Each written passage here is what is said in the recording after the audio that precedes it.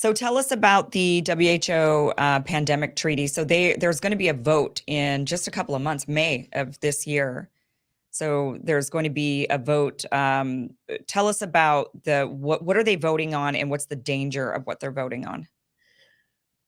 So there's an existing document called the International Health Regulations, which has very limited effects. It's mostly about what happens on ships if they come from one country and dock in another country and people wind up sick in country number two. But they're from country number one. What do you do? So that's called International Health Regulations. What's happened is that countries were encouraged initially by the U.S.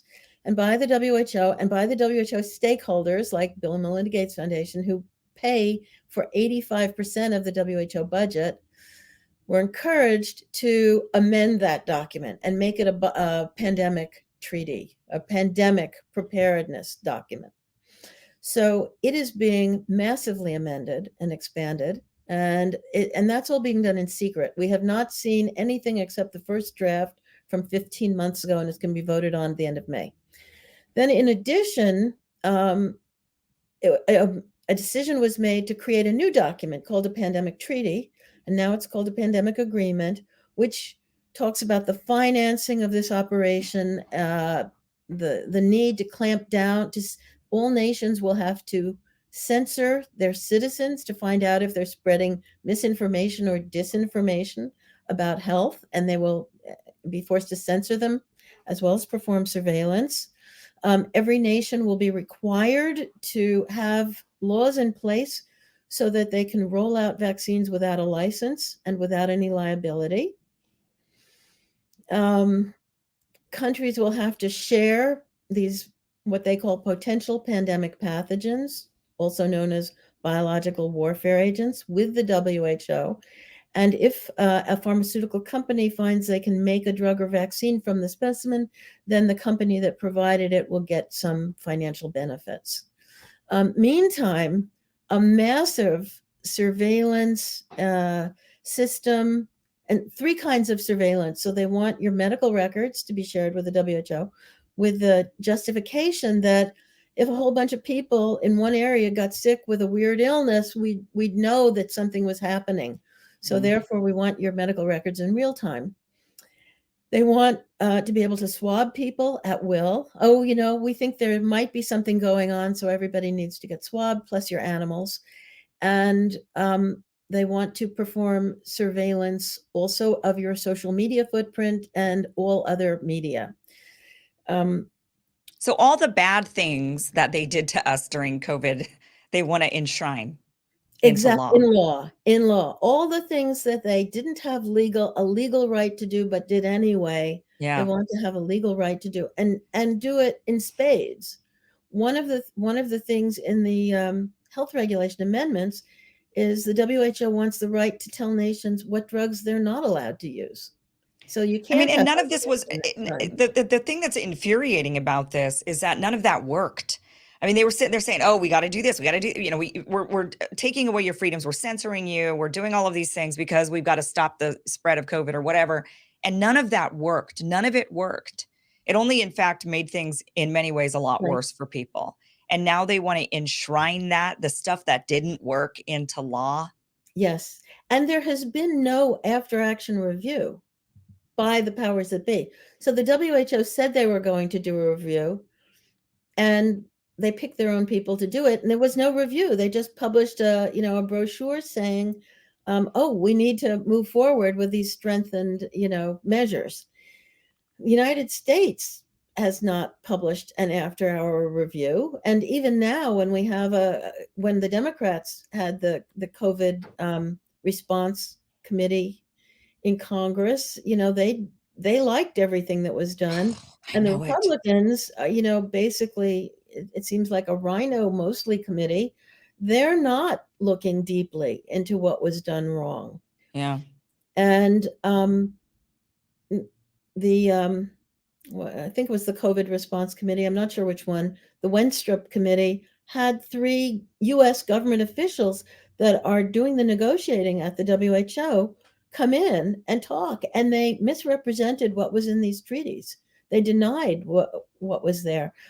one thing that's really important to note is that you're basically turning over sovereignty for health to the WHO. They said, no, that's not happening. What the documents require is that your country has to pass laws to obey the WHO. If the WHO tells you we need laws to enable you to use these vaccines without a license, you have to do it, and there's going to be penalties. We just don't know what they are yet. Those have not been told to the public. But it is going to be a sovereignty grab. What the WHO documents suggest violates the First, Fourth, Fifth, 10th, and 14th Amendments. So what is the likelihood? So they need 2/3 vote to pass. So the treaty needs a 2/3 vote to pass, and they probably won't get that unless they really bribe a lot of countries or threaten them. But the international health regulations only needs 50% to pass. However, in years past, they never actually put them to a vote. They had what they called a consensus procedure. They said, anyone have a problem with this? And they didn't even say what it was. They just read out the numbers. And so nobody spoke up. And in 3 seconds, they banged the gavel down and said, okay, it's done. And so there may or may not be a vote. It seems like the WHO and the people who are behind the WHO, the donors, the cabal, whoever they are, they have formal agreements with the World Economic Forum, with the UN, and with Bill and Melinda Gates, Gavi, etc., the Global Fund, right? The World Bank. The World Bank is going to be doing financing of this, so they're all intertwined. They would prefer no vote. They would like the documents written the way they want them written and go forward. And now the whole world is legally obligated to follow. So we don't know what's going to happen, but the only way we can stop it is if we make an awful lot of noise. I don't think there's any way to stop this. I know this is like a very what we're doing in the US. Well, the thing is that we might stop it here in the United States because there's like a backlash. I think that the American citizens, but I don't know. So tell us the vote. Who's the representative for the United States? Are these appointed by Biden? And because Democrats, as you said, loved everything that happened during the pandemic, they thought it was great. They thought more of it would have actually helped us. So are these Biden appointed people that are going to be, how many votes does the United States get? How many representatives do we have? Are they appointed by Biden? Last time the US had a list of its people who were going to Geneva, and there was 65 people. Okay. The person nominally in charge, other than the Secretary of HHS, so the State Department and the Department of Health and Human Services are the main agencies involved. And Lois Pace at HHS, who is the head of a global section, is nominally the person in charge. She's a young woman. She looks about 40 years old. Mm-hmm. And there's a fellow who's from Ghana, but he's a Ghanaian citizen and an American citizen, a physician, John Nkongasong. He's, an apparatchik, a henchman. He'll go along. And then there's somebody from USAID, and those three are the ones who testified to Congress and incorrectly or misrepresented what's in the documents. Okay, in the US, unlike most of the rest of the world, we actually have a constitution that specifies if something is not identified as an authority of the federal government, it falls to the states or the people. That's the 10th Amendment. And so we are working at the state level to ask states to pass a resolution that they will not be bound by the WHO on health, because health is a state authority. It doesn't fall to the federal government. The federal government doesn't have the right to give away something it doesn't have to the WHO. Right. We're asking the attorney generals to sign a letter that they will protect the health care of the citizens of their state and not turn it over to the WHO. And we're asking governors that they can make a declaration or a statement or an executive order to say the same thing.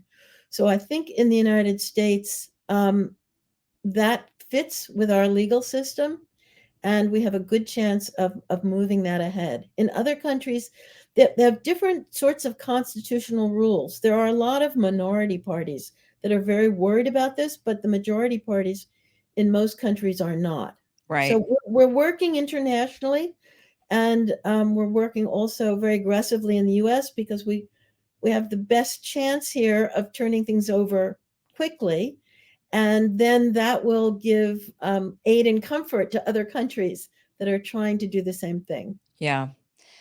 Well, I mean, this is the one thing that the COVID pandemic really, I think, showcased for me personally, and maybe for others, was that I'm glad to be an American. I'm really happy to be living in this country where states do have rights, and we saw during the pandemic so many states defy, right? We saw like Florida say, and Ron DeSantis, who was really a hero during the COVID pandemic for many, where just said we're not going to we're going to do things this way, and states have the ability to do that because we live in a federal a federal system, and states, and we have such a variety of states. I mean, I live in California, so I got stuck, in lockdown LA, but I am from Idaho, and I would go back home to Idaho and have my freedoms in Idaho, and then I'd come back to LA, and but that was the beauty of being an American. I do think that you're right. I think you have a lot of chance, and you'll probably have a lot of success here in the United States of preventing the US from signing on to this. And I think that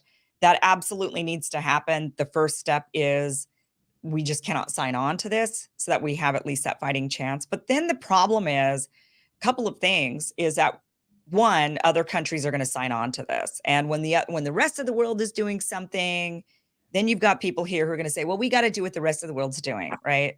The second thing is you just got we've got the money problem. And the money problem is, like you mentioned, the Bill and Melinda Gates Foundation, Gavi, which is heavily funded by the Bill and Melinda Gates Foundation, the WHO, which is heavily funded by the Bill and Melinda Gates Foundation, right? Like Bill Gates he's an ideologue when it comes to this kind of stuff. He has, he wants to play God. He wants to vaccinate everybody with all kinds of vaccines. I mean, he's got like for him, it's almost a religion. And he funds everybody else. He funds, the money flows into the entire medical system, into the entire, and the media, the media all over the place. So then so even if we don't have a legal binding, like what we saw with the pandemic was, even if it wasn't legally binding, there was still a massive amount of private pressure that went everywhere that then caused private industries and government officials to fall in line with that. But look, like we have to have this first line of defense at the minimum, which is we're not signing on to this, because then at least we have that, and then we can start fighting these other layers and start exposing the money and the problems. Yeah, one part of this is the vaccine passport. Yeah. Right? And the system loves the vaccine passport because as soon as they can impose it, they're going to turn it into your money. It's going to become your vaccine wallet, and all spending will be electronic. And that will give, governments or the World Health Organization or whoever's behind them the ability to control us as people are controlled in China. So if you don't have a good social credit score, you cannot get on a bus or a train or an airplane. You may not be able to buy things. Your kids can't go to certain schools. You're restricted in many ways. And it's through that electronic passport, ID, whatever. And so the vaccine passport is the excuse to bring that in. Yeah. Now, people have to realize this is primarily about control. I mean, really, this is not about your health. If it was about your health, they would have done things right during COVID, and they would have admitted what they did wrong and fixed it. But no, they want to do more of the same bad stuff. They want to be able to vaccinate you. And unfortunately, the end user, which is the person who gets injected, we have no way of identifying what are the ingredients in that vial that's going into your arm. So that gives, the person on the other end of this a great deal of power. And people have to wake up. Do you want to turn over really authority for your life to the authorities? Or do you want to be responsible? Do you want to make your own decisions? Or do you want someone to tell you where you're going to go to work, where you're going to go to school, what you can buy, what you can't buy, how far you can go, whether or not you get a car, whether you're going to live in a 15-minute city, whether we have to give up meat and milk because of climate change? These Right. are issues, and using the guise of healthcare, we have this thing, coming up immediately in 2 months. And after that, there will be more. Also, I Yeah. didn't even mention the fact that there's something called One Health, which enables the Director General of the WHO to declare emergencies that are not health emergencies. They can be Oh, climate great. emergencies Right. or ecosystem emergencies, Oh boy. or gun violence emergencies. Anything relate in any way that you can call health of humans, animals, or ecosystems or plants can be an emergency that they can then impose rules on us for. So that's what's coming. People can either go along with it, or you can talk to your representatives, your AG and your governor, and say, save me. It's your job to save me. Save me. Give me the freedoms that the Constitution promises me. Why would we turn them over to the WHO? The Director General isn't even a doctor. He's got a PhD in something. Um, the WHO does not have expertise in infectious diseases. Got a few doctors on the staff. Even a small country has more expertise than the WHO in terms of figuring out how to manage your health. Yeah. Um, no, we don't want this. And I hope, your viewers will realize that this is the beginning of the end. Yeah. We're trying to move towards centralized control of as much as they can gain. And where does it stop? It has to stop here. If you care about your health and your kids' health, if you don't want to be, have injected get injected with unlicensed mandated products and you don't know what's in them, you have to say no. And Right. state level is where it's at. Anyone who knows anybody, get to the people who can make a change and save us and you. DoorToFreedom.org. Hey guys, be sure to like, share, and subscribe if you like this segment. Now, you might be wondering, this seems like it's part of a bigger show. You're right, it is. The full show is at KimIversonShow.com. So what you're watching is just a clip. And if you want to get the full experience, then you got to go to KimIversonShow.com. The show airs Monday through Friday, 12 p.m. Pacific, 3 p.m. Eastern at KimIversonShow.com. That is where you can watch the full show. Here, you just get clips. So click on the link down below, go to the full show, enjoy. Otherwise, I'll see you next time right here. And be sure, once again, like, share, and subscribe. Thanks for watching.